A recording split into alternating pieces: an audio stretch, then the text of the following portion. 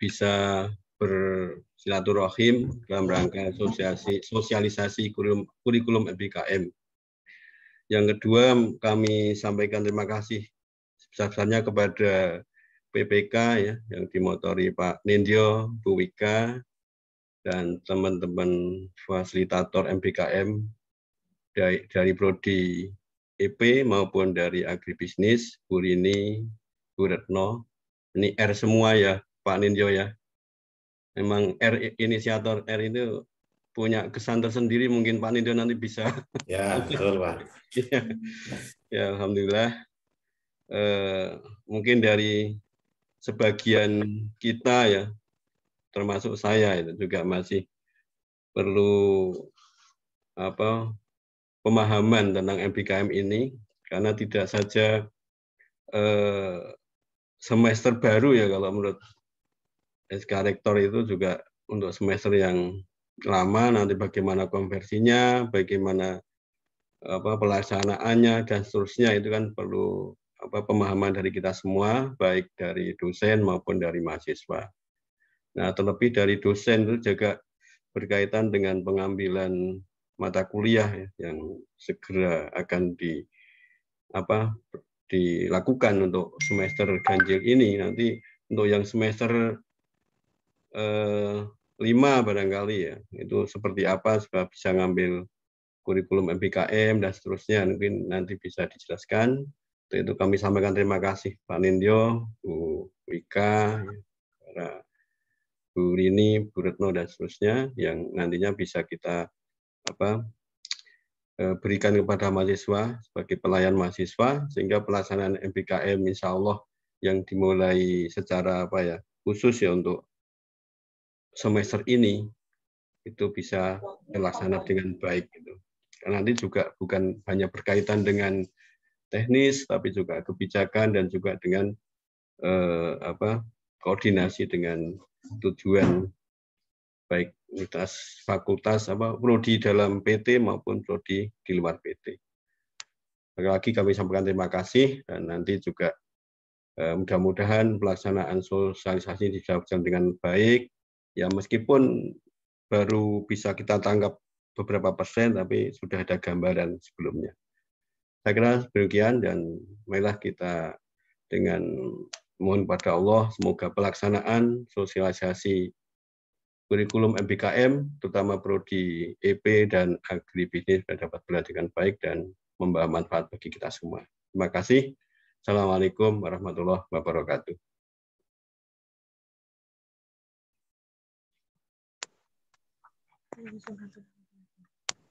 Terima kasih kepada Bapak Subeni atas sambutan yang telah diberikan. Selanjutnya, pemaparan materi dari tim PPK Universitas Jana Badra. Kepada tim PPK Universitas Jana Badra, kami persilakan. Monggo Pak Nin. Oh, saya ya. Monggo Pak Nin ya. Oke, Assalamualaikum warahmatullahi wabarakatuh. Selamat malam teman-teman sekalian. Salam sehat. Pak Beni, Pak Bodo, yang tertangkap di layar saya ada Pak Kadarso, Bu Rini, Bu Retno. Ini ada beberapa teman-teman yang di belakang layar gitu. Ya, selamat malam. Mohon maaf Pak Dekan, Pak Beni, saya ini menggunakan kaos bukan karena bukan karena tidak menghormati ini, karena biar saya merasa malam nih Pak Beni. Oh, biar merasa malam itu artinya merasa di rumah gitu. Oh gitu loh ya. Jadi biar terasa agak santai gitu ya, tidak begitu formal. Kemudian seperti biasa nih teman-teman sekalian, karena ini ada beberapa teman-teman warga baru di Universitas Jana Badra.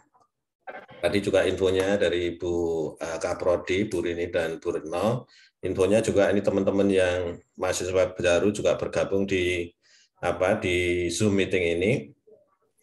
Saya mohon ini biar agak akrab sedikit, mohon untuk dibuka dulu kameranya biar saya bisa melihat penampakan kalian gitu ya.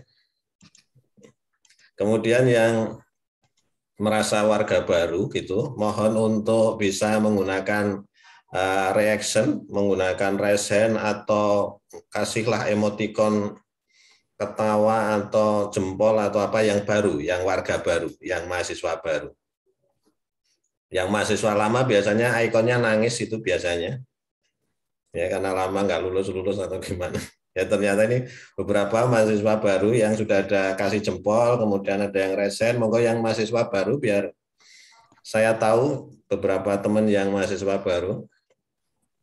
Kemudian yang belum on-kan kamera, mohon on-kan kamera sejenak gitu.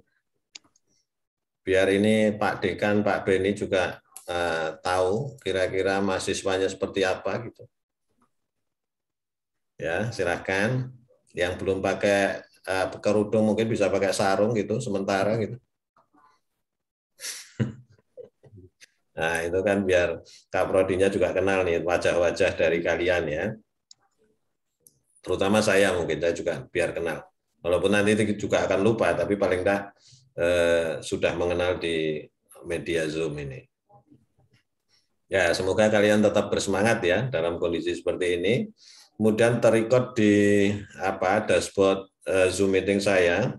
Hari ini kita berkumpul 59 orang di sini, alhamdulillah, dengan ruang yang hanya 14 in bisa berkumpul 59 orang. Ya, kalau dengan offline tentunya membutuhkan aula yang cukup besar untuk mengumpulkan 59 orang. Ya, malam hari ini kita cukup dengan layar 14 in, kita bisa berkumpul bersama untuk berdiskusi terkait dengan Merdeka Belajar Kampus Merdeka.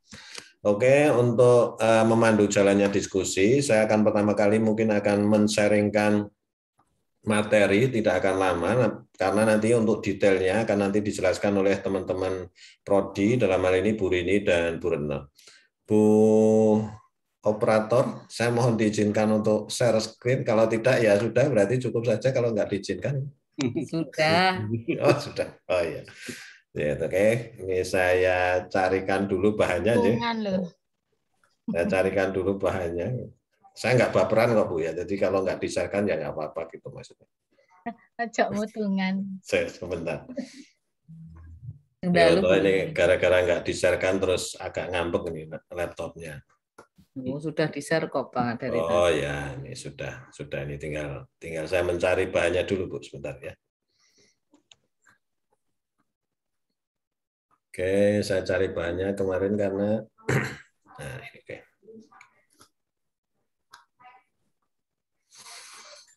Oke, teman-teman sekalian, semoga sudah terlihat di layar masing-masing. Malam hari ini kita akan berbicara tentang transformasi kurikulum Merdeka Belajar Kampus Merdeka. Semoga teman-teman yang lama, Pak Beni dan teman-teman dosen juga tidak bosan ini mendengarkan, karena pastinya sudah beberapa kali mendengarkan diskusi ini, ya terutama untuk mahasiswa baru. Saya pikir penting untuk mengetahui terkait dengan Merdeka Belajar Kampus Merdeka. Dalam malam hari ini digabungkan ya Prodi Agribisnis dan Prodi Ekonomi Pembangunan. Kemudian saya selalu memberikan grafik ini di awal pertemuan untuk memberikan semangat pada teman-teman sekalian bahwa Janabadra itu saat ini berada pada posisi yang lumayan lah ya di tingkat nasional, bahwa Janabadra ini sekarang masuk ke dalam ranking 134. Wah, 134 kok banyak Pak. Ya, tapi dari 2.136 perguruan tinggi di Indonesia. Jadi menurut kami itu cukup ranking yang cukup membanggakan, karena dihitung secara nasional dari total 2.136 perguruan tinggi yang terrecord di PD Dikti, Janabadra itu masuk di jajaran di klaster 3 di ranking 134. Dan menurut kami ini cukup membanggakan, dan tentunya harapannya semakin meningkat lagi. Nah, nanti teman-teman juga harus membantu bagaimana Janabadra itu bisa berkembang lebih baik lagi agar rankingnya itu dapat naik-naik terus gitu ya, kira-kira seperti itu. Jadi harapannya adalah Janabadra bisa lah, kalau ada MBKM itu gampang lah untuk Janabadra ya. Kemudian terkait dengan MBKM itu sebenarnya amanat dari Permendikbud nomor 3 tahun 2020. Nanti teman-teman mahasiswa bisa cari atau googling ya, mencari apa atau Permendikbud nomor 3 tahun 2020. Permen ini mengamanatkan tentang standar nasional pendidikan tinggi ya, di mana ada amanat yang cukup sebenarnya cukup berat bagi perguruan tinggi, tapi memiliki peluang yang besar bagi mahasiswa. Amanatnya apa? Amanatnya yaitu perguruan tinggi wajib memberikan hak bagi mahasiswa untuk sukarela dapat diambil atau tidak. Jadi bagi perguruan tinggi itu sifatnya wajib. Nah, bagi mahasiswa di sisi lain, bagi mahasiswa itu sifatnya sukarela, enak toh. Jadi perguruan tingginya wajib memberikan fasilitas, mahasiswanya sukarela, boleh ambil atau tidak. Tapi kalau bagi saya sih, kalau saya mahasiswa ya diberi hak ya saya ambil lah gitu ya. Kan eman-eman gitu ya, nek basa Jawa itu maneman dikai hak, diberi hak tidak diambil. Hak apa? Yaitu satu, dapat mengambil SKS di luar perguruan tinggi sebanyak 2 semester. Bayangkan, jadi kalian punya hak itu mengambil sebagian masa studinya itu maksimal 2 semester atau setara dengan 40 SKS di luar perguruan tinggi. Artinya di luar Jana Badra, itu boleh. Jadi kemudian ditambah lagi dapat mengambil SKS di prodi yang berbeda di dalam perguruan tinggi yang sama sebanyak 1 semester atau setara 20 SKS. Jadi ini maksimal seperti itu. Jadi kalian punya hak, diberi hak itu 40 dan 20. 40 bisa mengambil masa pembelajarannya itu di luar perguruan tinggi, dan yang 20 lagi itu mengambil masa pembelajarannya itu di luar program studi di dalam perguruan tinggi. Jadi nanti kalau ada mahasiswa ekonomi pembangunan atau mahasiswa agribisnis, kemudian dia memiliki keinginan untuk merdeka belajar, kalian bisa nih mengambil mata kuliah namanya di teknik mesin yang sama-sama di dalam perguruan tinggi Universitas Jana Badra gitu, atau mungkin di prodi hukum ya yang sama-sama di dalam perguruan tinggi kita, itu boleh nanti sampai 20 SKS nanti boleh. Jadi kemudian juga bisa mengambil di luar perguruan tinggi. Jadi ini adalah hak mahasiswa yang tercantum dalam Permendikbud nomor 3 tahun 2020. Dan kami selaku perguruan tinggi wajib memfasilitasi ini. Tapi kalian boleh ngambil, boleh tidak gitu ya. Jadi mahasiswa itu sukarela, sementara perguruan tinggi sifatnya wajib. Jadi kalau distrukturkan kurikulum zaman now, ini kurikulum zamannya Mas Nadiem itu kira-kira seperti inilah. Jadi total kalau mahasiswa S1 itu kalau mau mencapai gelar S1, dia membutuhkan minimal 144 SKS, ya 144 SKS yang terdiri dari, kalau karena tadi ada Merdeka Belajar Kampus Merdeka, kalau dulu 140 SKS, 44 SKS itu semuanya ditempuh di dalam program studinya. Kalau sekarang MBKM itu strukturnya seperti ini. Jadi yang 84 SKS itu bisa ditempuh, ini lebih besar ya, lebih besar itu artinya bisa lebih dari 84 SKS. Minimal 80 SKS itu ditempuh di dalam program studinya atau belajar di dalam prodi. Kemudian yang sisanya tadi yang merupakan hak mahasiswa itu adalah 20-40. 20-40 itu adalah belajar di luar program studi, yang 20 itu di luar program studi di dalam perguruan tinggi, yang 40 itu belajar di luar perguruan tinggi. Jadi ada 20-40 yang merupakan hak mahasiswa. Ini maksimal, artinya bisa lebih kecil daripada itu. Dan totalnya nanti sama 144 SKS untuk bisa mendapatkan gelar sarjana. Gitu ya. Ini kira-kira struktur kurikulumnya itu sekarang seperti ini. Nah, kalau diterapkan itu kira-kira seperti inilah ya.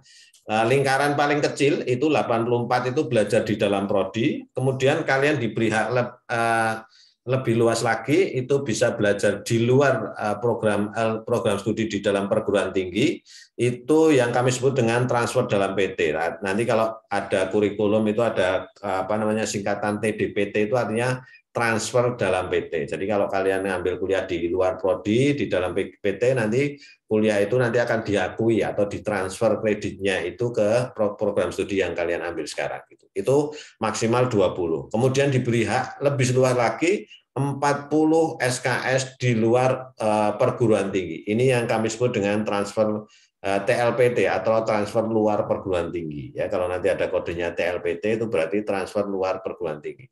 Kemudian yang 40 itu terdiri dari 8 jenis kegiatan belajar. Jadi 40 SKS itu tidak hanya kuliah ya di luar perguruan tinggi, tapi bisa dalam bentuk beberapa kegiatan belajar. Yang pertama adalah pertukaran pelajar. Pertukaran pelajar itu contohnya namanya. Kalian mengambil mata kuliah mungkin di universitas lain gitu, apalah ya, universitas A gitu. Kemudian nanti mata kuliah itu setelah kalian selesai mengikuti kuliah di sana, kemudian hasil itu nanti dibawa ke perguruan tinggi Jana Badra, kemudian untuk dikonversikan. Itu namanya pertukaran pelajar. Atau yang disebut pertukaran pelajar, seandainya kalian mungkin kalau zaman now ya, zaman sekarang anak-anak kan sering belajar via online, kalian kursus di Coursera atau edX atau apalagi lah ya sifatnya online yang terpercaya, kemudian kalian belajar di sana, kemudian nilai yang kalian dapatkan itu bisa diserahkan ke prodi untuk dikonversikan dalam bentuk SKS, itu juga masuk dalam pertukaran pelajar. Kemudian ada kegiatan lain lagi, yaitu kegiatan yang kedua itu ada magang atau praktek kerja. Jadi kalian boleh nih nanti kalau sudah saatnya gitu, sudah menempuh yang 84 atau syarat-syarat tertentu dari prodi, kalian boleh mengikuti kegiatan magang. Nah, nanti kegiatan magangnya itu juga akan dikonversikan dalam bentuk satuan kredit semester atau SKS. Ya, nanti tergantung dari mekanisme masing-masing prodi. Kemudian kalau yang mempunyai passion, wah pengen jadi guru mamanya, ahli dalam agribisnis atau ekonomi pembangunan, tapi juga punya passion mengajar gitu. Nah, kalian boleh nih ikut kegiatan mengajar di satuan pendidikan. Satuan yang disebut satuan pendidikan itu SMP, SMA gitu, satuan pendidikan. Jadi kalian boleh mengajar, kemudian kegiatan mengajar itu nanti bisa diakukan sebagai SKS. Kemudian atau mengikuti riset dosen atau lembaga penelitian gitu, itu juga boleh. Ada juga kegiatan kelima, proyek kemanusiaan. Ada juga wirausaha, studi proyek independen, proyek desa dan sebagainya. Ditambah lagi di tahun 2021 itu, kalau kalian mungkin mempunyai semangat kebangsaan gitu ya, kalian juga bisa mengikuti kegiatan bela negara yang nanti bisa dilakukan sebagai SKS. Tapi tentunya pengakuan itu mempunyai mekanisme tertentu, jadi tidak asal diakui seperti itu. Dan setiap kegiatan kalian nanti juga harus didampingi oleh supervisor, dalam hal ini adalah dosen dan supervisor dari pihak luar yang terkait dengan kegiatan-kegiatan yang kalian ikuti kan gitu. Jadi ini 89 kegiatan yang bisa kalian lakukan untuk bisa diakui sebagai kegiatan belajar di luar perguruan tinggi yang bisa dikonversikan maksimum 40 SKS. Jadi kira-kira sekarang itu implementasi Merdeka Belajar Kampus Merdeka itu seperti ini. Ya, kemudian selanjutnya ini saya sampaikan, jadi nanti struktur kurikulumnya ini yang saya di sini ini untuk struktur kurikulum ekonomi pembangunan. Ya, nanti yang agribisnis slide setelahnya. Jadi saya berikan contoh teman-teman sekalian, ini ada dua buah metrik kanan dan kiri. Kita perhatikan dulu metrik yang sebelah kiri ya, metrik yang sebelah kiri. Di matriks sebelah kiri terdiri dari kolom dan baris. Kolom itu menunjukkan di mana tempat kalian itu mengikuti kegiatan belajar mengajarnya dan jenis kegiatan belajar mengajarnya. Kemudian baris itu menunjukkan semester. Ya, jadi kalau ada contoh nih, ada di baris pertama, lihat di metrik yang sebelah kiri ya, ada baris pertama semester 01, SEM 01 itu berarti semester 1, kemudian di kolomnya itu ada origin prodi, kemudian ada TDPT yang ada segitiga warna merah, ada TLPT segitiga warna hijau, dan ada 7 skema. Semester 1 untuk prodi EP itu dirancang 6 SKS itu kalian belajar di dalam program studi EP. Jadi semua pengajarnya dari program studi EP, 6 SKS. Kemudian kalian juga diberikan kesempatan, diarahkan untuk mengambil 10 SKS itu di luar program studi. Di dalam perguruan tinggi, TDPT tadi kan transfer dalam PT. 10 SKS itu berarti saya tidak tahu detailnya, nanti mungkin Bu Rini bisa menjelaskan. 10 SKS itu nanti kalian tidak mengambil di dalam prodi EP, tapi di luar prodi EP. Mungkin bisa di hukum, kemudian atau di agribisnis gitu ya. Kemudian diberikan kesempatan lagi 6 SKS yang belajar di luar perguruan tinggi bahkan gitu ya. Ini ada 6, 10, 6 itu berarti 6 kalian belajar di dalam program studi, 10 belajar di luar program studi dalam PT, yang keenam lagi itu adalah belajar di luar perguruan tinggi. Tapi ingat ya, yang namanya belajar di luar prodi itu belum tentu kalian tuh datang ke perguruan tingginya ya. Kayak bisa jadi belajar itu dalam bentuk ruangnya ruang maya, tapi di perguruan tinggi lain gitu ya. Jadi ruangnya itu bisa jadi bukan ruang fisik, tapi ruang maya kalau sekarang menggunakan learning management system. Tapi iklim belajarnya itu mengikuti iklim belajar di luar program studi atau prodi lain yang kalian ikuti. Kemudian semester 2 itu polanya 12-5-6, artinya 12 belajar di dalam program studi, kemudian 5 itu belajar di luar program studi dalam PT, dan 6 belajar di luar perguruan tinggi, dan seterusnya.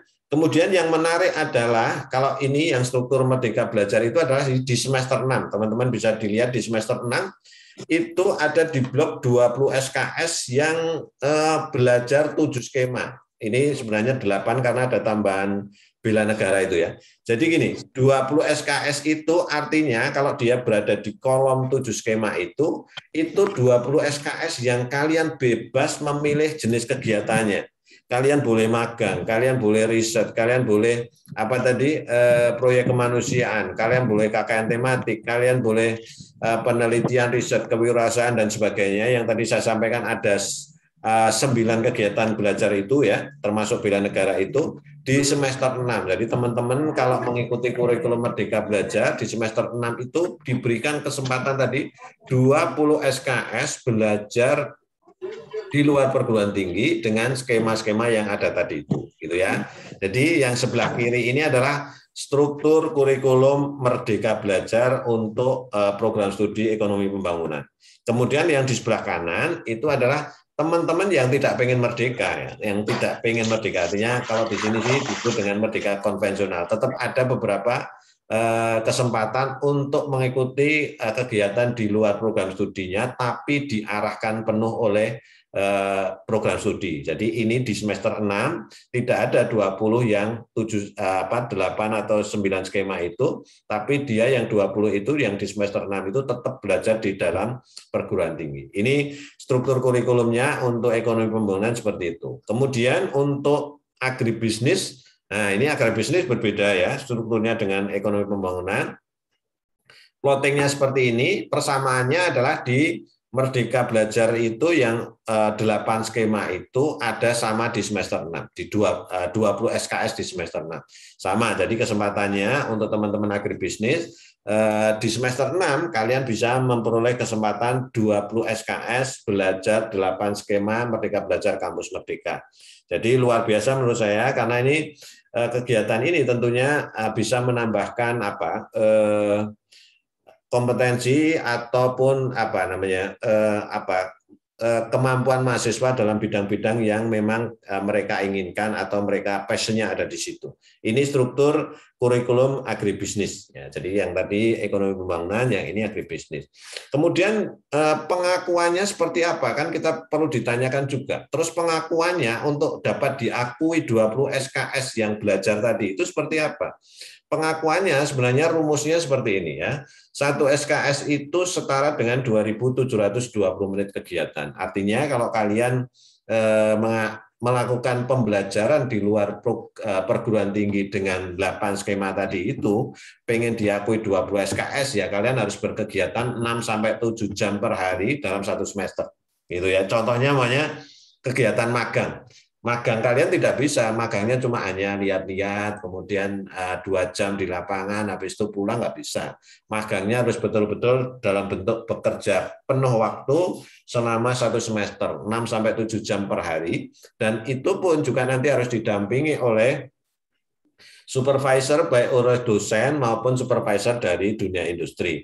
Kemudian juga harus mereportkan kegiatannya itu, ada logbook dan sebagainya, sehingga itu terrecord kemudian bisa diakui dalam jumlah SKS yang sudah ditentukan. Kira-kira seperti ini ya, rekognisi kegiatan-kegiatan yang ada tadi disampaikan ada 9 kegiatan Merdeka Belajar Kampus Merdeka.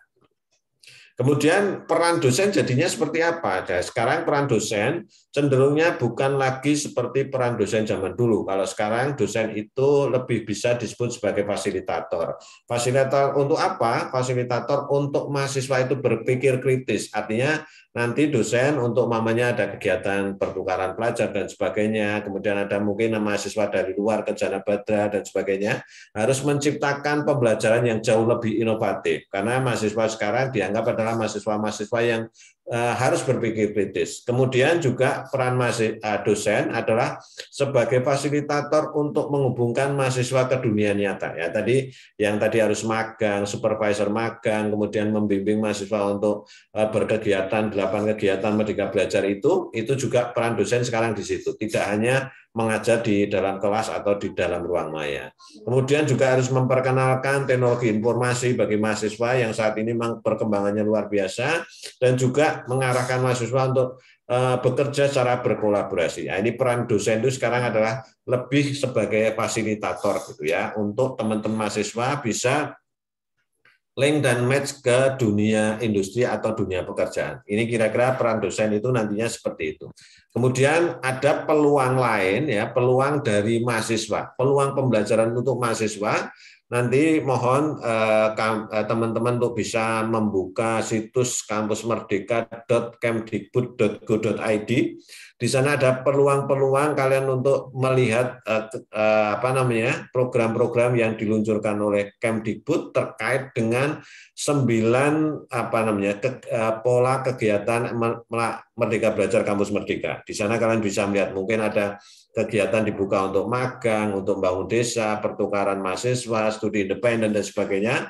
Di sana bisa kalian lihat kegiatan-kegiatan yang diluncurkan oleh Kemdikbud terkait dengan Merdeka Belajar Kampus Merdeka. Dan ini merupakan peluang pembelajaran bagi mahasiswa. Selain itu, saat ini Kemdikbud juga sudah meluncurkan marketplace pembelajaran, ada di Spada Indonesia. Nanti kalian bisa cek di Google gitu, cari yang namanya Spada Indonesia, untuk kalian bisa lihat mata kuliah yang mungkin nanti bisa kalian ambil atau kalian minati untuk bisa diambil sebagai sarana pertukaran pelajar. Jadi ini justru peluang mahasiswa lebih mengembangkan diri di media di program-program pembelajarannya.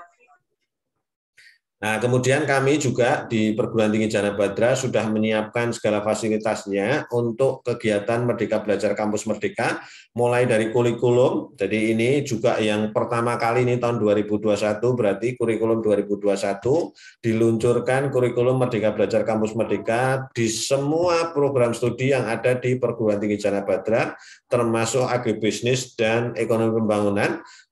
Kurikulum MBKM-nya sudah siap 100%, nomor 1. Kemudian kami juga sudah menyiapkan sistem internal maupun eksternal yang nanti untuk mendukung kegiatan Merdeka Belajar Kampus Merdeka.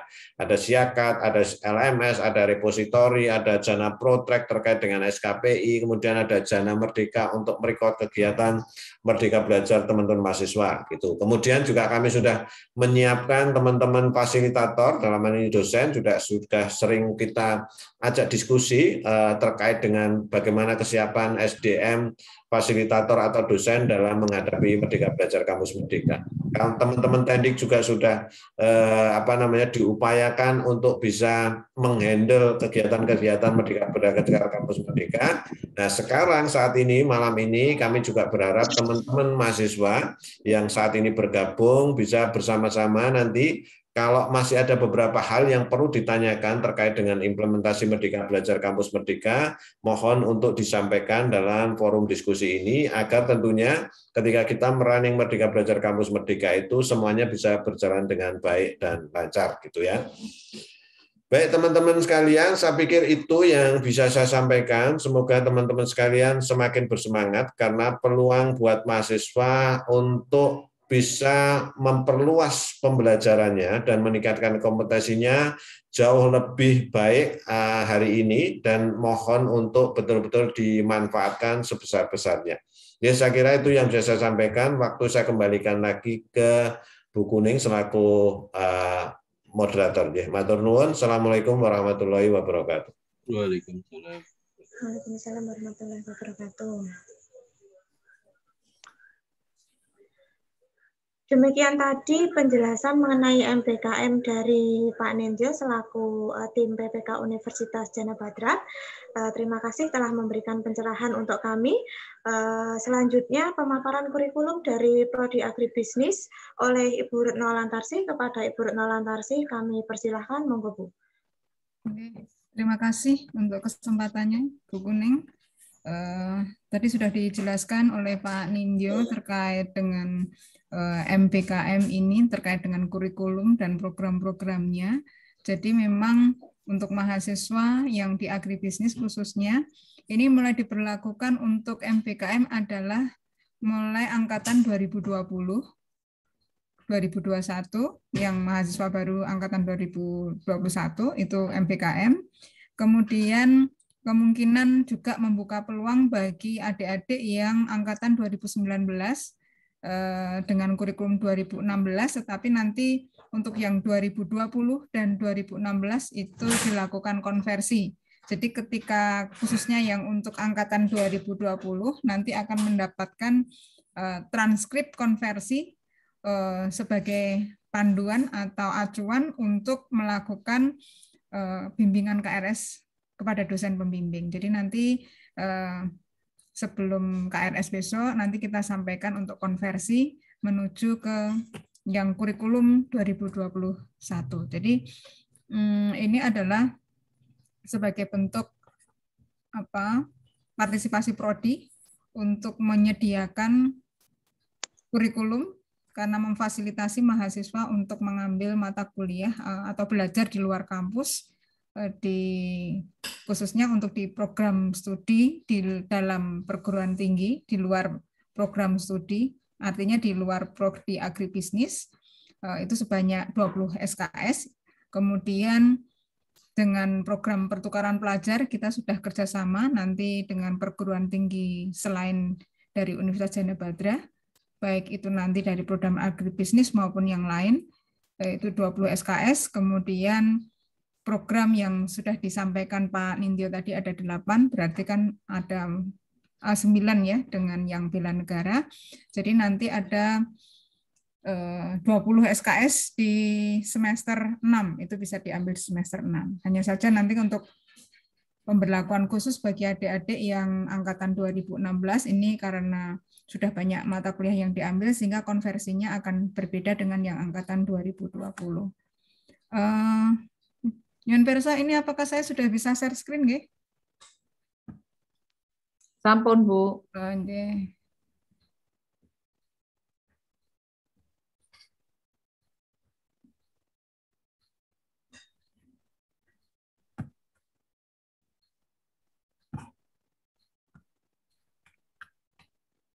Apakah sudah bisa di? Bisa. Ya, sudah Bu. Sudah, baik. Jadi sudah disampaikan Pak Nindyo tadi terkait dengan kurikulum, rancangan kurikulum untuk program studi agribisnis. Jadi kalau yang merdeka, yang jalur merdeka belajar, ini kita menyediakan 20 SKS, itu untuk belajar di luar prodi agribisnis. Tadi sudah disinggung oleh Pak, ini ya, sebentar saya carikan yang lebih ini, sebaran mata kuliah ini ya. Tadi sudah disampaikan, hanya ini ada beberapa revisi. Jadi di sini tadi ada 20 ya, yang untuk prodi agribisnis 20 SKS, itu nanti belajar kita sudah kerjasama dengan prodi akuntansi, kemudian teknik sipil, kemudian teknik sipil, hukum, ya, ekonomi pembangunan. Jadi nanti adik-adik dari program studi agribisnis akan menempuh 20 SKS di luar prodi agribisnis itu. Kemudian TLPT tadi tersebar di beberapa semester, ini jumlahnya juga 20.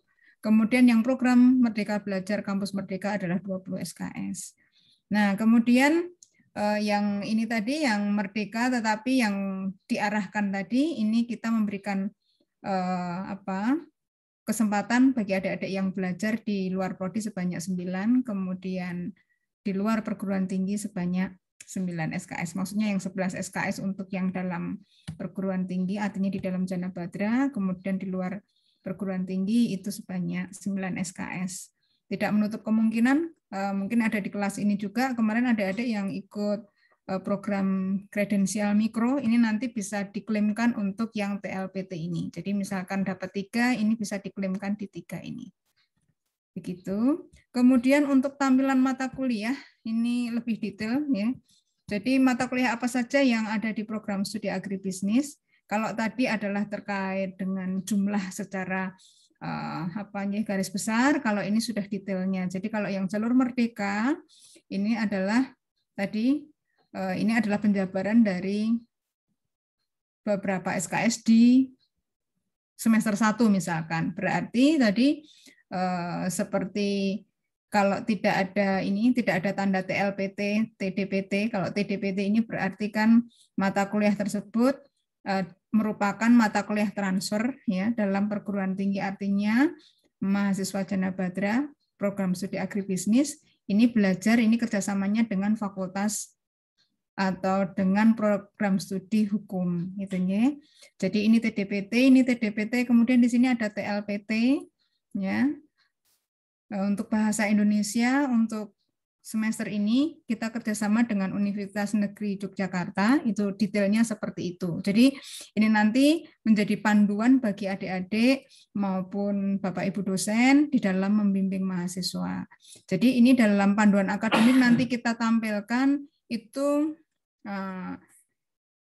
kanan dan kiri ya. Jadi nanti bisa mahasiswa mau ambil yang jalur kiri, yang jalur merdeka penuh, yang 60 SKS di luar program studi tadi, atau yang 20 SKS di luar program studi. Nah ini kalau artinya seperti ini berarti apa nanti kalau saya hilangkan kodenya ini berarti ini sama antara yang merdeka belajar dan konvensional itu sama gitu ya.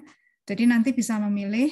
Ini nanti untuk lebih detailnya akan terlihat di jadwal. Jadi nanti adik-adik maupun Bapak Ibu dosen di dalam melakukan kegiatan KRS nanti akan kita permudah di dalam penjadwalan. Jadi yang jadwal yang kita tampilkan di jadwal adalah yang ada di semester itu. Tinggal Bapak Ibu dosen atau adik-adik nanti menyesuaikan dengan yang ada di kurikulum ini. Jadi ini nanti sudah kita bagikan di dalam buku panduan akademik, sudah kita buatkan. Nanti mungkin beberapa nanti kalau sudah final, ini sudah final sebenarnya. Nanti kita kirim ke Bu Kuning untuk di-upload di webnya pertanian ya Bu Kuning. Halo Bu Kuning. Iya, siap. Ya nanti kita jadi ini nanti panduan yang 2021 itu termasuk kurikulum ini.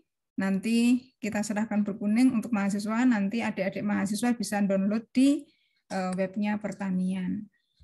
Saya rasa itu, kemudian dengan cara yang sama ini untuk semester 2, 3, dan seterusnya, intinya ini adalah penjabaran dari apa yang disampaikan oleh Pak Nindyo tadi, hanya saja ini lebih detail ke jenis mata kuliah. Misalkan ini contohnya di semester 3, ini kan besok semester ganjilnya. Ini berarti mahasiswa yang mengambil program jalur merdeka yang penuh, ini mata kuliah yang itu punyanya Prodi Agribisnis, yang origin Prodi itu dari nomor 1 sampai 7. Kemudian yang ngambil di program studi lain, ini kita kerjasama dengan Fakultas Teknik, itu dari Teknik Sipil, adik-adik mengambil mata kuliah rekayasa irigasi. Kemudian kita mengambil juga mata kuliah dengan kerjasama dari Universitas Negeri Yogyakarta untuk mata kuliah bahasa Inggris. Itu nanti terkait dengan itu semua nanti bisa lebih detail ketika nanti KRS, nanti akan ada KRS bersama untuk program studi agribisnis akan dilaksanakan pada tanggal 1, 2, dan 3, tetapi untuk sosialisasi dan kejelasan untuk KRS akan disampaikan di tanggal 1.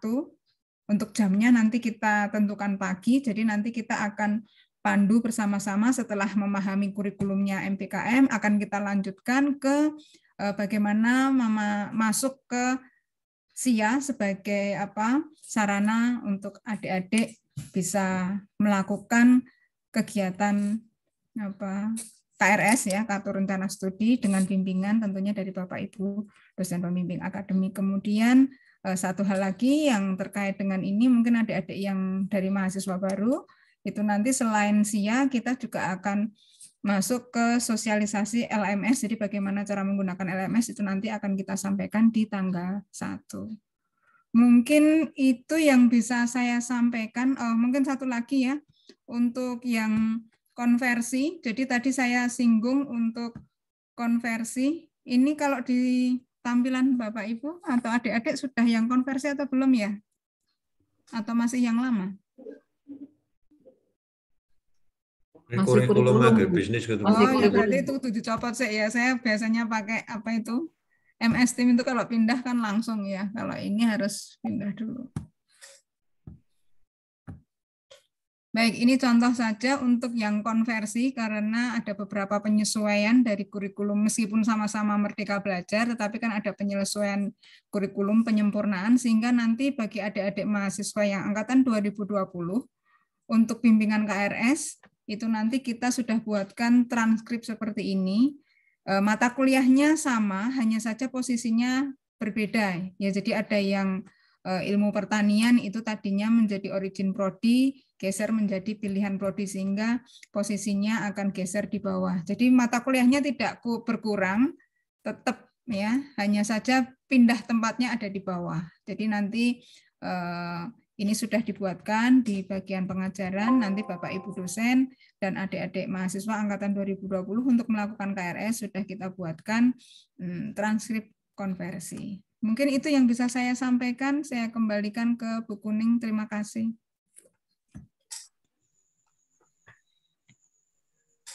Ya Ibu, terima kasih atas pemaparannya. Selanjutnya pemaparan kurikulum dari Prodi Ekonomi Pembangunan kepada Ibu Rini Raharti, kami persilahkan.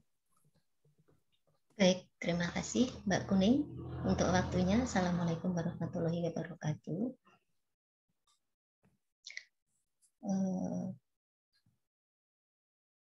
Bapak Dekan Fakultas Pertanian yang kami hormati beserta Bapak Ibu dosen dari Prodi Agribisnis, kemudian dari PPK Pak Nindyo dan Bu Rika selaku mentor kami terkait dengan penyusunan kurikulum MBKM ini, kemudian juga Bapak Ibu dosen EP tadi monitor, yang saya monitor tadi Bu Erni, ada Bu Erni sama Pak Hendri ya.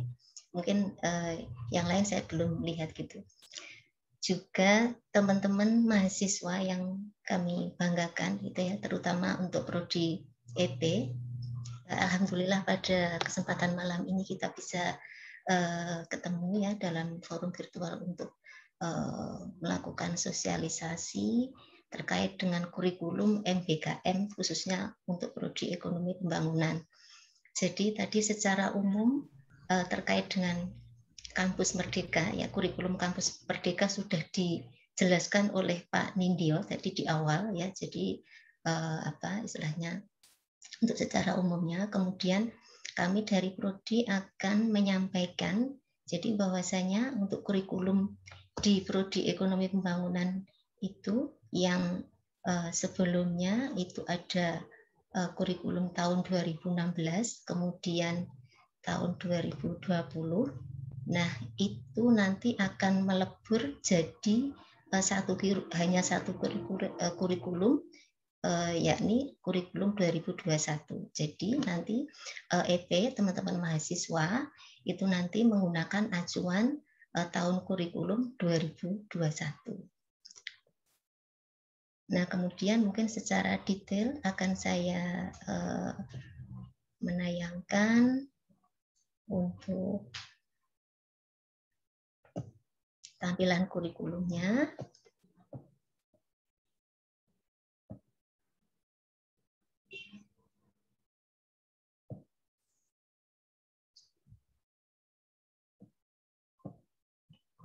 Nah, seperti ini. Jadi di sini ada dua sisi kiri sama kanan. Jadi yang sisi kiri itu untuk kurikulum untuk jalur merdeka, kemudian yang kanan itu untuk jalur merdeka konvensional atau di sini prodi mengarahkan ya. Jadi mengarahkan untuk teman-teman mahasiswa ketika tidak ingin untuk mengambil jalur merdeka full seperti itu.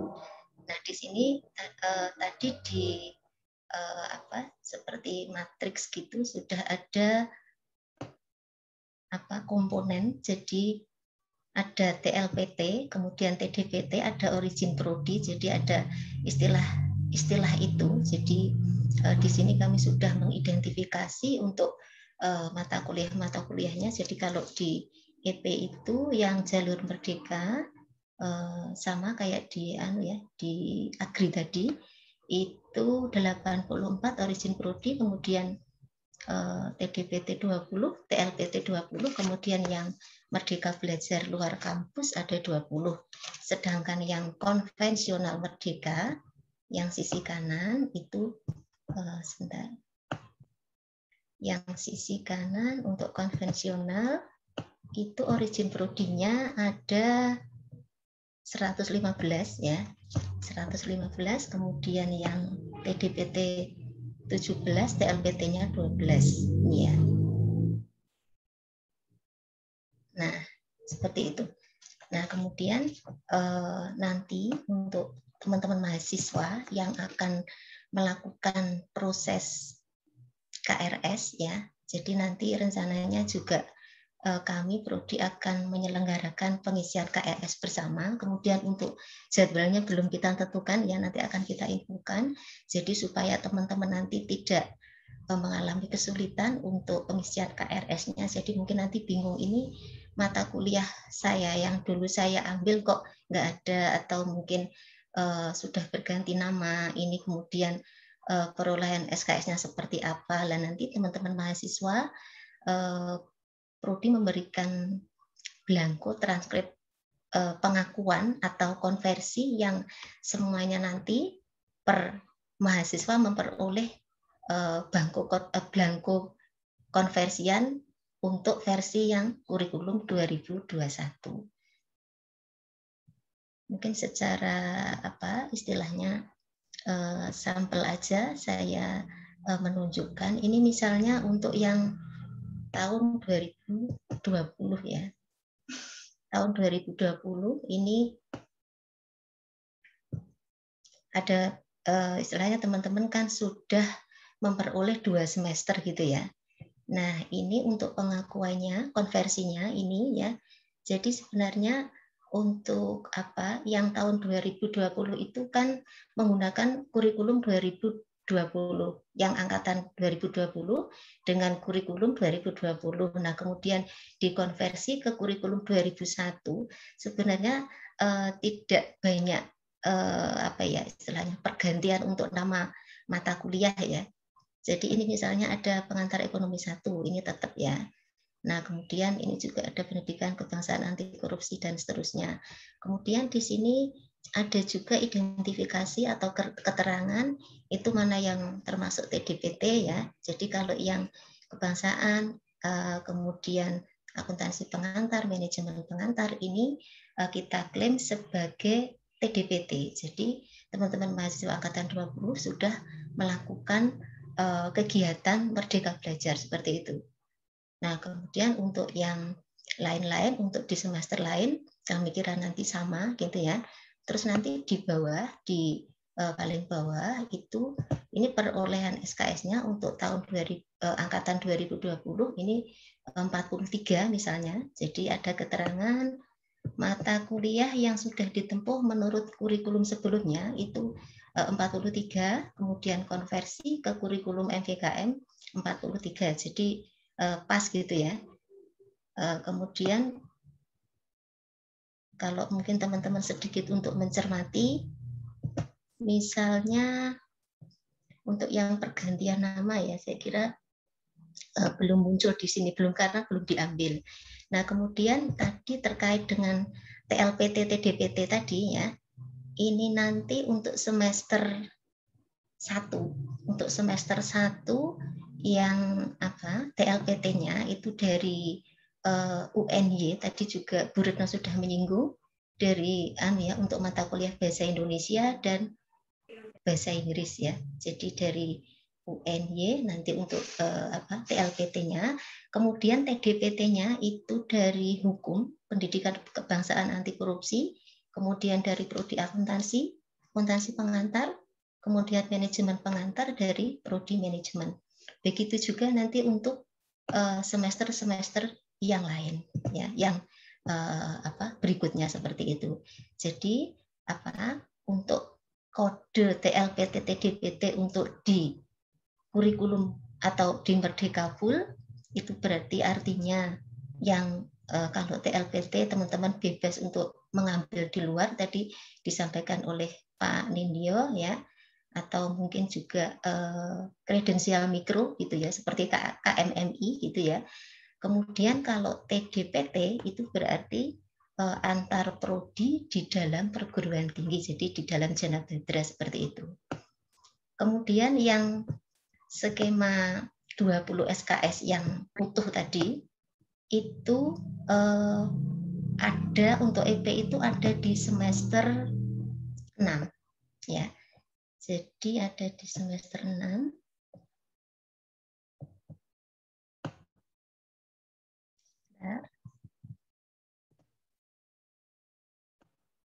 Nah ini ya, jadi ini MBLK, jadi Merdeka Belajar Luar Kampus, berarti nanti teman-teman yang mengikuti kegiatan skema belajar luar kampus tadi, yang 8 skema tadi, itu bisa masuk ke sini, jadi diakui setara dengan 20 SKS. Nah untuk saat ini Prodi EP itu memperoleh ini ya, istilahnya beberapa teman-teman ada yang mendapatkan untuk yang kampus Merdeka itu ya.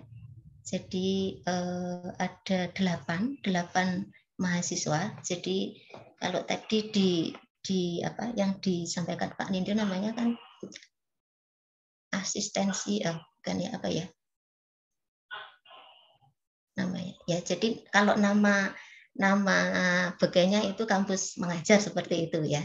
Jadi kampus mengajar angkatan 2 kalau sekarang. Kebetulan saya saat ini juga DPL, tapi yang yang saya bimbing adalah mahasiswa dari luar Jana Badra seperti itu.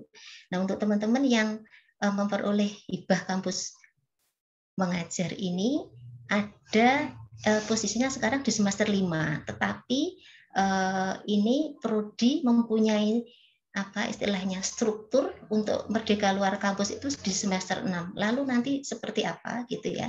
Jadi nanti teman-teman itu yang sekarang masuk semester 5 nanti tetap untuk mengambil atau menempuh mata kuliah yang ada di semester 5 dengan juga berkegiatan kampus mengajar.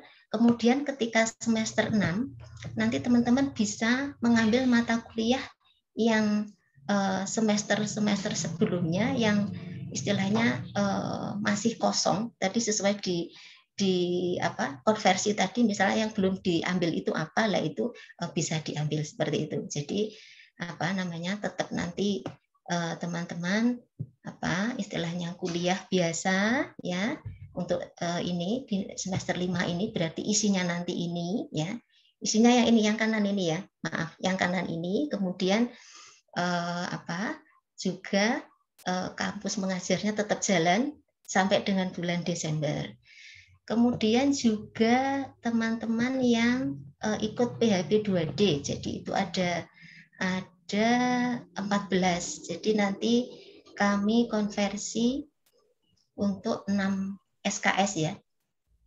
Itu nanti untuk KKN sama pendampingan BUMDes. Jadi ada 14 mahasiswa nanti ini ya, jadi konversinya 6 ya. Jadi itu yang kampus mengajar 20, PHB 2D 6, kemudian yang KMMI itu 3.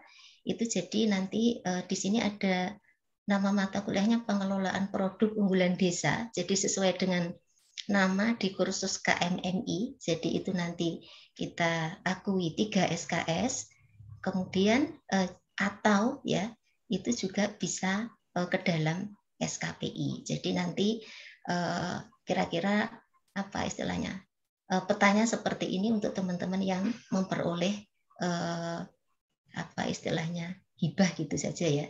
Nah ini apa nanti bisa istilahnya menjadi catatan untuk teman-teman. Nah lalu misalnya yang tidak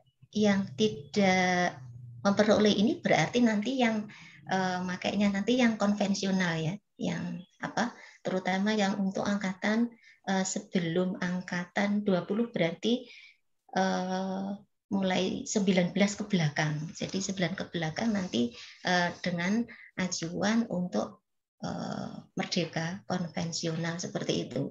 Jadi nanti apa untuk masing-masing mahasiswa akan memperoleh ini tadi. Jadi apa belangku konversi tadi ya ini ya. Ini misalnya untuk angkatan 2018 gitu ya. Nah ini ada apa? Nah ini ya, ini ada pendampingan BUMDes untuk konvensional merdeka ya. Jadi nanti ketika ini teman-teman ikut apa PHB 2D tadi, satunya pendampingan BUMDes ini, kemudian satunya KKN gitu ya.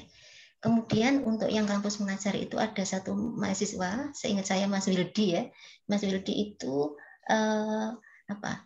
Satu-satunya di angkatan 2018 yang ikut kampus mengajar, tetapi di sini kan posisi mata kuliahnya sudah hampir habis gitu ya. Jadi nanti ya apa kekurangan dari mata kuliah yang ditempuh itu nanti dikonversi seperti itu. Tapi tidak skripsi ya Mas ya. Kalau skripsi itu tetap. Nah misalnya pertanyaannya gini, berarti nanti boleh nggak ini untuk sekarang semester 7 berarti kira-kira skripsi dengan kampus mengajar jalan bareng-bareng ya itu sangat boleh. Jadi memang kami sarankan seperti itu. Jadi ketika kegiatan kampus mengajar selesai, skripsi selesai, nah itu lebih baik ya. Jadi memang tampilannya secara apa struktur tampilan itu di apa istilahnya 7 semester ya. Jadi kita batasi 7 semester jadi supaya tidak kelamaan gitu ya. Nah, mungkin kurang lebih seperti itu yang bisa kami sampaikan dari Prodi Ekonomi Pembangunan. Nanti teman-teman yang mungkin ingin disampaikan terkait dengan kurikulum ini nanti dalam forum selanjutnya. Terima kasih. Kami kembalikan ke Mbak Kuning.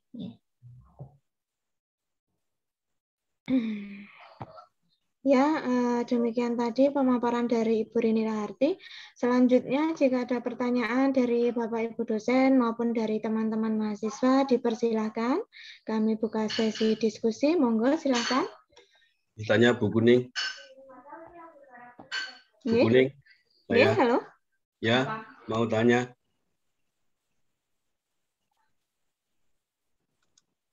Halo. Ya, halo Pak. Ya. Boleh ya, langsung ya. Iya, monggo. Oke, mungkin dari ini karena biar semuanya, mungkin untuk juga semuanya. Pak Nin, halo. Iya, Pak Beni. Oke, yang pertama Pak, tadi jenengan share tentang struktur kurikulum, ya. Itu yang ada baris, ada kolom itu loh.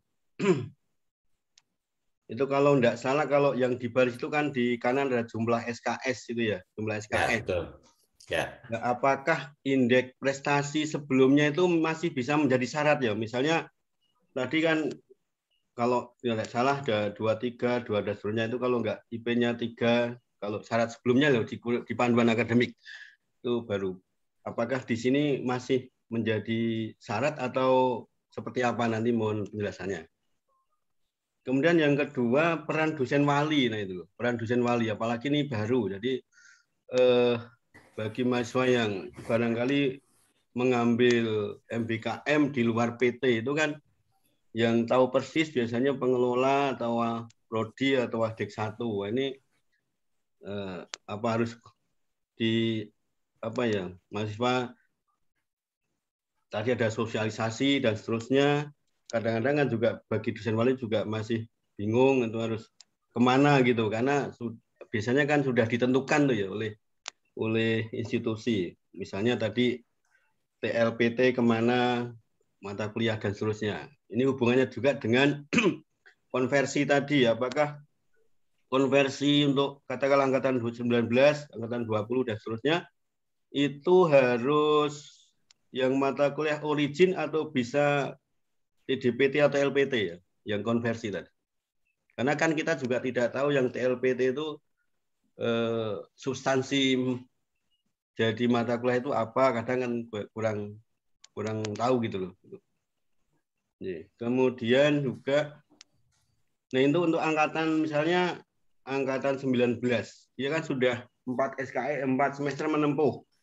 Katakanlah yang pertama 20 karena paket, yang semester kedua 20 karena IP-nya bagus, ketiga 4 misalnya kemarin sudah hampir 24 sehingga 88. Nah, itu apakah yang kalau misalnya dikonversi yang sudah ditempuh itu tadi sesuai dengan SKS itu atau seperti apa? Karena kadang beban SKS di dalam prodi dengan di luar prodi, baik TDPT atau TLPT itu kadang berbeda. Kalau di dalam PT, di dalam prodi 2 SKS, ternyata mau ambil sana kok jadi 3 SKS. Nah itu mohon, saya kira sementara itu Pak Nidyo. Pak Beni langsung atau mau ditampung dulu Mbak? Monggo langsung untuk ditanggapi Pak Nindyo. Ya, oke. Yang pertama untuk syarat mungkin kebijakannya ada di prodi Pak, monggo ya teman-teman prodi itu perlu syarat atau tidak yang terkait dengan SKS itu. Yang kedua, peran dosen pembimbing justru kalau di Merdeka Belajar Kampus Merdeka itu sangat penting Pak Beni, karena itu untuk merencanakan teman-teman itu berkegiatan Merdeka Belajar Kampus Merdeka. Karena nanti begitu berkegiatan itu, kegiatan itu harus dipantau oleh prodi secara terus-menerus Pak Beni, gitu ya. Kemudian yang perlu diingatkan juga Pak, mungkin konsep Merdeka Belajar Kampus Merdeka itu sebenarnya, ya yang maksudnya gini, yang memang benar-benar konsep belajar Merdeka Belajar Kampus Merdeka itu sebenarnya tidak bisa mengkonversi mata kuliah yang sudah ditempuh dengan TDPT, itu sebenarnya tidak bisa ya, karena TDPT atau TLPT. Sebenarnya konsep TDPT atau TLPT itu betul-betul harusnya bebas dia mengambil mata kuliah apa saja. Tapi kemarin kan ada permasalahan seperti ini. Jadi ada masalah mata kuliah MKDU gitu Pak Beni. Jadi karena kita juga dituntut adanya IKU, indikator kinerja utama terkait dengan jumlah mahasiswa yang mengikuti sebagian masa belajarnya itu di luar program studi, makanya MKDU itu dikeluarkan untuk bisa dijadikan salah satu indikator kinerja utama. Tapi prinsip Merdeka Belajar Kampus Merdeka itu sebenarnya yang 20 dan 40 itu kegiatannya itu tidak diarahkan sebenarnya oleh mahasiswa, kita itu hanya sebagai fasilitator membimbing kegiatannya, seperti itu. Kemudian untuk proses konversi, saya pikir teman-teman prodi sudah menyiapkan semua metrik konversinya dan juga sudah menyiapkan apakah mahasiswa itu semuanya dikonversi dalam bentuk Merdeka Belajar Kampus Merdeka atau hanya sebagian sebagian angkatan kan gitu. Itu juga nanti mungkin bisa dijelaskan juga oleh teman-teman prodi. Gitu Pak Beni, kira-kira Pak Beni. Ya, itu tadi tanggapan dari Pak Nindyo. Pripun Pak Beni, ada feedback? Ya, masih untuk terutama untuk TDPT, TLPT itu kan tadi Merdeka Belajar, tapi yang barangkali mungkin ada masih diarahkan nih, katakanlah mau magang juga misalnya sebagainya. Oh, jadi juga nanti nyambung juga dari Bu Rini EP ya, yang dia sudah mengambil di luar karena 12 KS, kalau masih ditambah skripsi dan sebagainya, nanti apakah bisa juga terjadi per semester bisa 24 SKS ya nanti ya? Apakah bisa terjadi seperti itu ya? Mungkin Bu Rini bisa juga menjelaskan yang contoh kasus tadi. atau tetap dibatasi pokoknya total 24 SKS seperti yang karena terrekod di PD Dikti dan sebagainya itu seperti apa? Monggo. Jadi untuk kegiatan kampus mengajar itu kan setara dengan 20 SKS. Sementara posisi mahasiswa tersebut itu sudah di semester 7 yang tinggal 3 mata kuliah. Jadi misalnya skripsi, kemudian KKN dan 1 mata kuliah lagi gitu ya. Nah, itu berarti kegiatan dari kampus mengajar itu nanti dikonversi sejumlah 3 mata kuliah tersebut plus SKPI. Jadi karena kalau yang skripsi 6, kemudian yang KKN 3, kemudian 1 mata kuliah lagi kan 3, jadi kan 12. Nah kan masih 8 nanti itu bisa ke ya SKPI gitu ya. Tapi kan kalau SKPI tidak ukurannya SKS gitu. Mungkin seperti itu Pak Beni. Jadi tetap tidak lebih dari 24 ya, Beni. Ya, jadi untuk kekurangannya itu semacam itu. Kira-kira seperti itu tuh Pak Nindyo. Ya, Bu. Nah, nanti kalau mahasiswa yang seandainya kelebihan itu nanti disimpan dulu Pak di sistem kita itu Pak. Untuk pengakuannya nanti semester berikutnya. Seperti itu. Jadi kayak deposit, ada deposit. Ya, di sistemnya sudah dibuat seperti itu. Ya, teman-teman. Ya.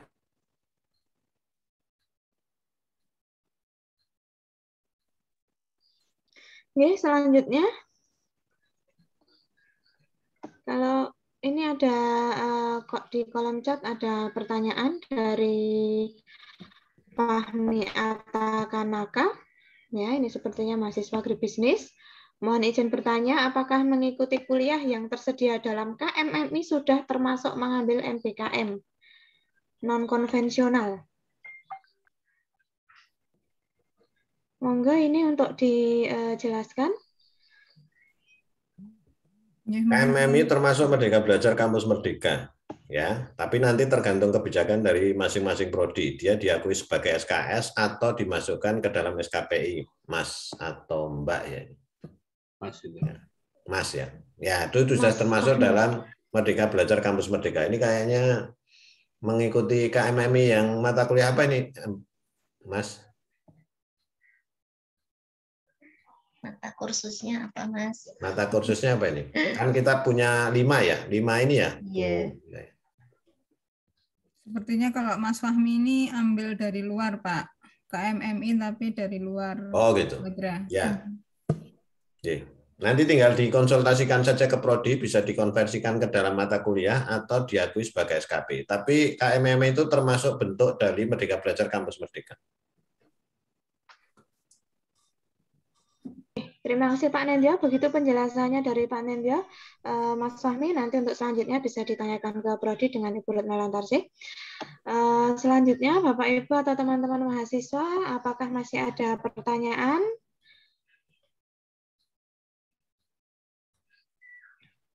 Monggo silakan. Ini kok sudah semakin berkurang. Ini ada Mas Wildi, Mbak. Kayaknya Mas Wildi raisen, Mbak. Yang raisen, Mbak. Halo. Ini berkurang. Monggo silakan. Sebelumnya perkenalkan, nama saya Wildianto TN. Saya mahasiswa jurusan Ekonomi Pembangunan semester 7 yang dibilang sebelumnya sama Bu Rini. Iya. Ini ada yang saya mau tanyakan nih, Bu. Saya yang seperti Bu Rini udah bilang, di semester ini tinggal 1 mata kuliah yang saya ambil, terus saya udah ngikut kampus mengajar, jadi katanya tuh dikonversikan 20 SKS. Nah, yang jadi pertanyaan saya gini, Bu, gimana kalau macam ada beberapa mata kuliah yang di semester sebelumnya yang dapat nilainya C. Bisa nggak kalau misalnya aku ngambil mata kuliah yang aku udah pernah ambil, terus dikonversikan lagi di apa? Yang mata kuliah yang konversikan ke kampus mengajar itu loh. Nilai ke kampus yang di kampus mengajar yang 20 SKS. Iya. Iya, Mas Wildi. Jadi sepanjang mata kuliah tersebut tampil, jadi mata kuliah yang akan diulang tampil, saya kira tidak ada masalah ya, nanti bisa untuk diakui ke dalam 20 SKS itu gitu.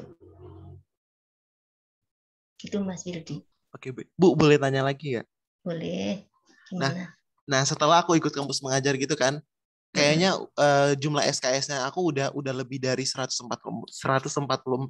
Terus di kedepannya ada lagi program kampus Merdeka yang namanya magang.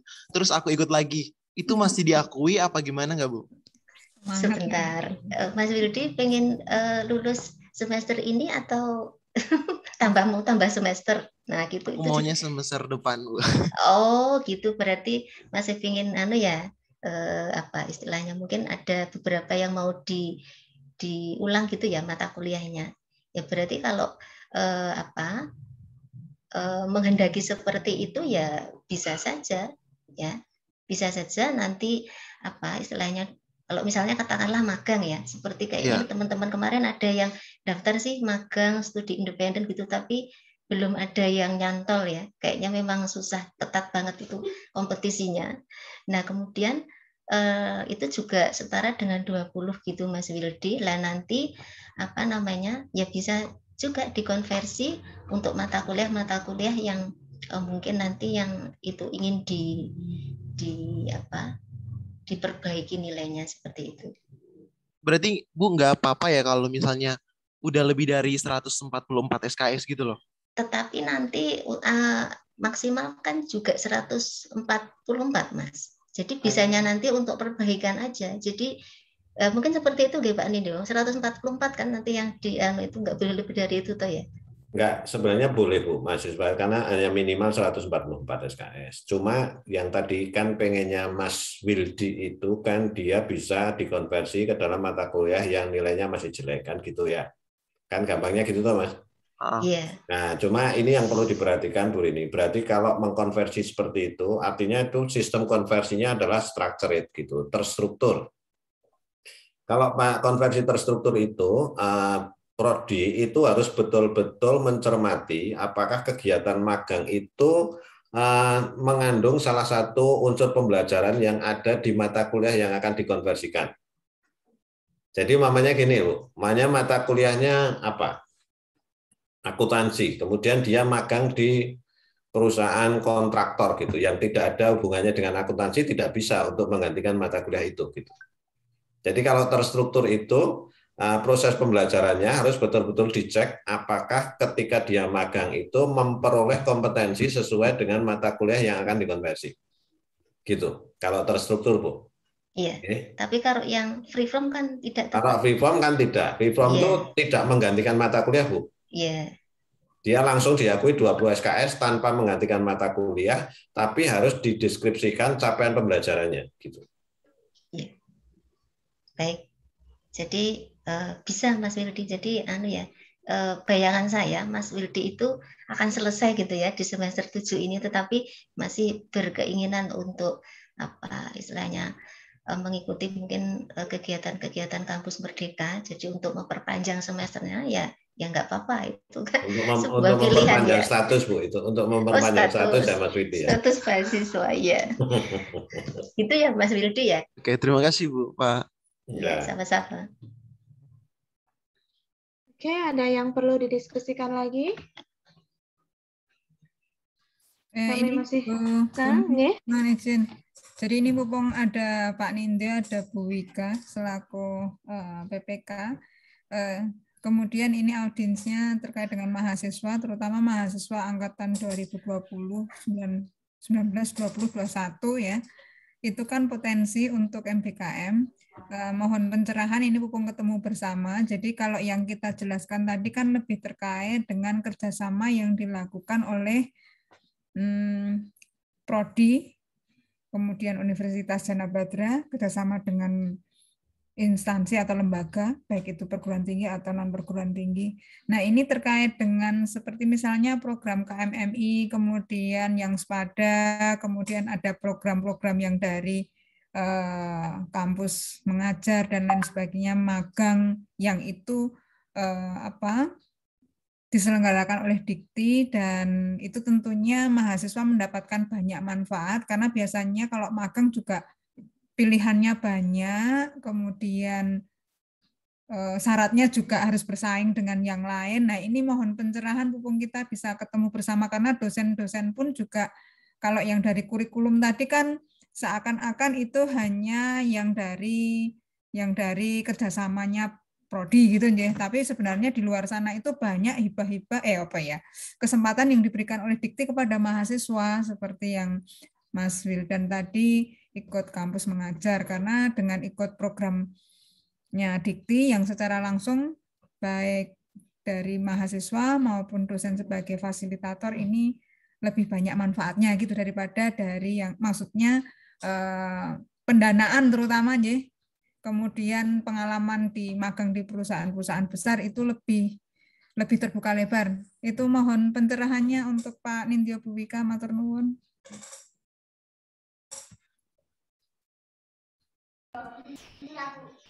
Ya, monggo untuk ditanggapi Pak Nindyo. Oh, Bu Wika biasanya mau nambahin tuh. Kayaknya udah mintip-mintip mau nambahin. Iya, belum. Monggo Pak Nin. Jadi gini, mungkin teman-teman sekalian, mungkin termasuk teman-teman dosen, mohon untuk nanti berselancar ke kampusmerdeka.kemdikbud.go.id. Mungkin seperti ini ya, saya sharingkan teman-teman sekalian. Ini untuk untuk agar teman-teman bisa paling tidak memiliki gambaran terkait dengan program-program yang diluncurkan oleh Kemdikbud untuk pembelajaran 9 jenis kegiatan belajar mengajar di Merdeka Belajar Kampus Merdeka. Sebentar saya sharingkan ya.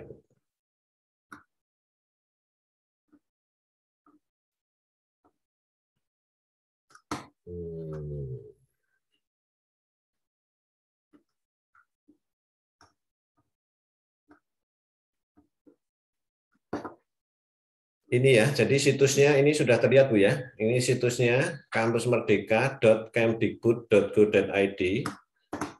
Jadi kalau teman-teman mengunjungi ini, nanti di sini ada beberapa program kegiatan yang ditawarkan. Nanti bisa klik saja di daftar program. Ini ada macam-macam daftar program ya.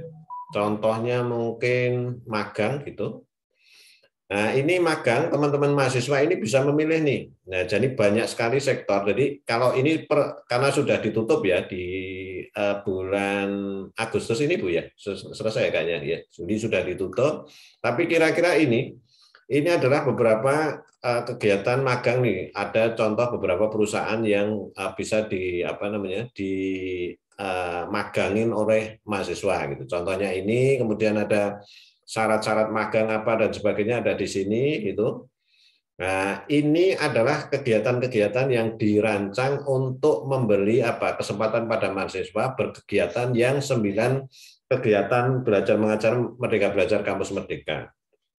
Konsepnya itu. Jadi pokoknya intinya sebenarnya yang 20-40 itu sebenarnya adalah kegiatan-kegiatan yang betul-betul sebenarnya dipilih oleh mahasiswa dan kita hanya mengarahkan gitu. Kalau ini yang ditawarkan oleh Kemdikbud itu sebenarnya sudah tidak memerlukan lagi mitra atau kerjasama kita dengan perusahaan yang ditentukan tadi, karena kita sudah berada di bawah Kemdikbud kan intinya itu. Tapi kalau kita akan melakukan MBKM dengan perusahaan atau industri yang belum ada terlist di Kemdikbud itu, tentunya kita juga harus melakukan kerjasama dulu atau ada MOU atau PKS dengan perusahaan tersebut. Jadi kegiatan MBKM itu juga harus memerlukan kerjasama dengan para mitra. Jadi kira-kira banyak sih Bu. Kemudian contoh pertukaran pelajar ya. Pertukaran pelajar itu sebenarnya bisa diganti dengan kegiatan-kegiatan belajar yang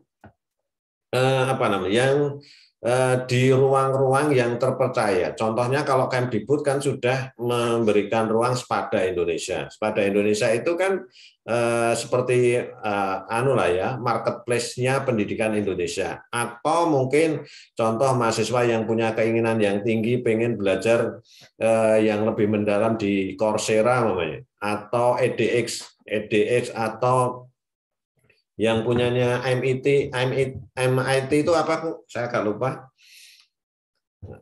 Ya, ada 2 itu ya. Dari MIT Coursera, Pak. Oh, Coursera ya. Coursera itu punya MIT, itu kan lembaga pelatihannya MIT. Boleh aja mahasiswa mengambil kuliah di sana, kemudian nanti bisa diakui. Itu tidak perlu kerjasama dengan MIT tentunya ya. Jadi tinggal saja dia apply, memiliki akun, kemudian belajar di sana, mendapatkan Certificate of Completion, kemudian Certificate of Completion itu bisa diakui sebagai sebagai SKS di program studi gitu. Jadi sebenarnya banyaklah ya peluang-peluang untuk bisa melakukan 20-40 MBKM tadi itu, tidak harus juga selalu mitra yang bekerja sama gitu ya. Jadi sebenarnya peluangnya itu banyak lah, kira-kira seperti itu. Bu Ika mau nambahin mungkin terkait dengan itu? Ya Pak, menambahkan sedikit. Jadi kalau untuk teman-teman yang mungkin sudah bersiap dalam artian memiliki tempat untuk magang begitu, tetapi tempat untuk magang itu dicari secara mandiri, kemudian memenuhi kualifikasi ya sebagai tempat magang, mereka bersedia menampung kita selama tadi 6 bulan kurang lebih, hanya saja mungkin kerjasamanya belum ada, maka teman-teman bisa mengajukan tempat magang tersebut kepada fakultas, kepada prodi untuk bisa dibuat mekanisme kerjasamanya terlebih dahulu sebagai payung hukum dari kegiatan magang yang dilaksanakan oleh teman-teman. Jadi dalam hal ini mitra magang itu tidak sepenuhnya hanya dimonopoli oleh prodi ya. Istilahnya pencariannya atau perburuannya itu tidak serta-merta harus dimonopoli oleh prodi, tetapi teman-teman sendiri kalau memang ada jaringannya, ada kesempatannya, kemudian dari pihak sana juga istilahnya bersedia untuk menjadi mitra magang, maka diperkenankan atau diperbolehkan untuk diajukan ke prodi supaya nanti prodi membicarakan lebih lanjut terkait dengan teknisnya. Mungkin itu tambahan yang terkait dengan magang. Kemudian tadi mungkin saya menambahkan yang dari teman mahasiswa EP itu ya. Saya juga punya persepsi yang sama. Jadi mungkin teman EP ini namanya siapa tahu Mas Wildi ya, kayaknya. Nah, Mas Wildi ini kan kepengennya, Bu, saya kan SKS-nya udah sisa-sisa banyak gitulah ya, gambarannya kayak gitu. Itu kalau nilai saya yang jelek-jelek misalnya itu nggak usah dimasukkan ke transkrip, gimana, bisa apa enggak gitu. Kalau itu origin prodi nggak bisa ya Bu Rini. Jadi kalau origin prodi itu semuanya harus tampil. Kalau jelek nilainya solusinya mengulang itu. Kalau untuk origin prodi, tetapi kalau di situ itu ada mata kuliah yang itu bebas-bebas itu, yang TLPT, TDPT, yang tidak ada namanya di dalam jalur merdeka, itu diperbolehkan Bu. Kalau seandainya misalnya mau diganti dengan atau di replace dengan misalnya semester ini masuk merdeka mengajar, kampus mengajar, semester depannya masuk magang, itu tetap diperbolehkan karena di panduan kurikulumnya itu diperbolehkannya itu kan 2 semester di luar kampus atau 40 SKS di luar kampus. Walaupun dalam hal ini banyak yang menerjemahkan bahwa 40 SKS di luar kampus itu 20 tetap pertukaran pelajar, yang 20 baru MBLK, Merdeka Belajar Luar Kampus. Tetapi kalau dicermati dalam panduannya memang dimungkinkan. Jadi seperti kalau misalnya yang riset keilmuan ini Bu, karena dia 1 tahun kan ada 2 semester gitu ya Bu. Kalau mahasiswanya sama itu diperbolehkan gitu, karena aturan atau juknisnya sebenarnya memungkinkan. Hanya saja kita selalu istilahnya sekali lagi selalu menyampaikan bahwa yang kepengen menggunakan kesempatan ini banyak gitu. Jadinya mungkin kalau misalnya dari pihak Kemdikbud itu sudah punya data yang terintegrasi gitu, sebenarnya aturan dari Kemdikbud itu kalau sudah pernah mengikuti satu skema dan kemudian didanai, itu tidak akan bisa ikut pada skema yang lain. Dan itu sudah mulai istilahnya dikontrol lewat PDDikti seperti itu Bu Rini. Itu penjelasannya juga Mas ini ya Mas siapa tadi Mas Wildi ya, Mas Wildi. Mungkin itu tambahannya dari saya Bu. Iya, baik. Terima kasih. Mungkin menambahkan, jadi nanti Mas Wildi ketika ingin nambah semester ya gitu ya. Tadi ada gini, pernah saya diskusi di forum yang DPL KM2, kampus mengajar 2 itu, misalnya mahasiswa semester akhir yang berkegiatan MBLK itu ada yang tidak diperbolehkan oleh banyak prodi itu karena biarkan mereka mahasiswa itu fokus di skripsinya seperti itu ada juga persepsi. Tapi intinya di sini tergantung prodinya gitu ya. Tapi dengan apa yang Mas Wildi yang menginginkan seperti itu ya tidak jadi masalah. Tetapi ketika dikti itu untuk memberi kesempatan hanya sekali ya untuk kegiatan yang MBLK, berarti ada kemungkinan itu sudah tidak bisa seperti itu ya. Kecuali kalau yang tidak bukan naungan dikti ya. Ya Bu, betul.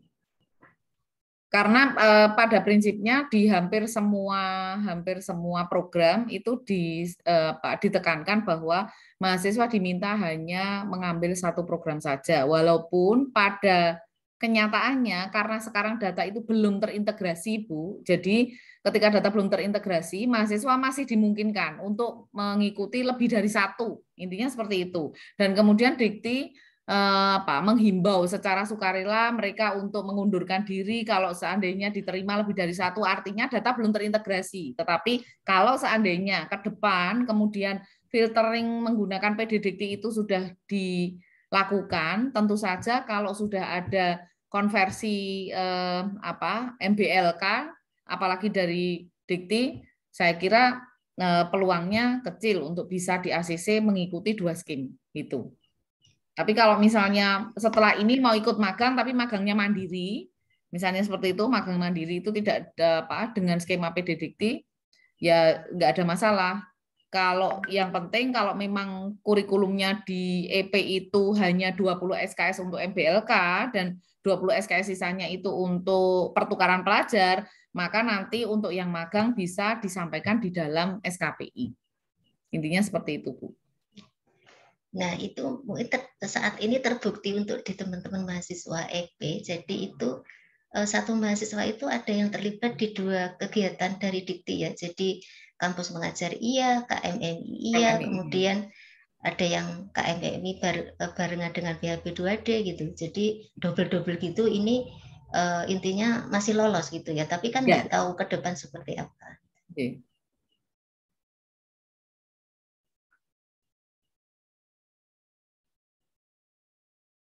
Saya kira itu Bu Kuning, monggo.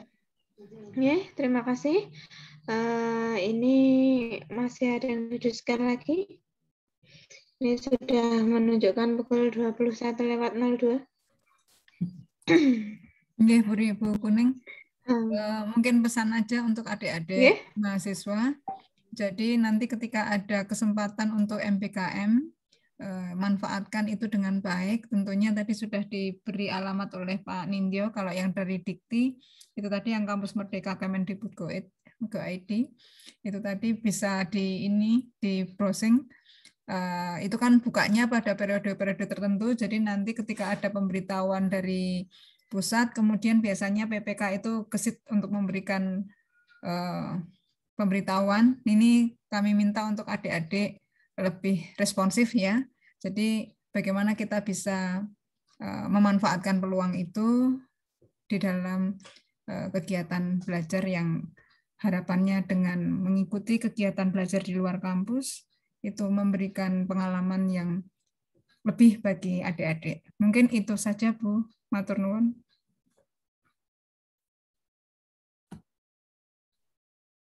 Ya, terima kasih Bu Retno atas pesannya untuk para mahasiswa. Jika acara ini sudah selesai, izinkan saya untuk menutup acara pada malam hari ini.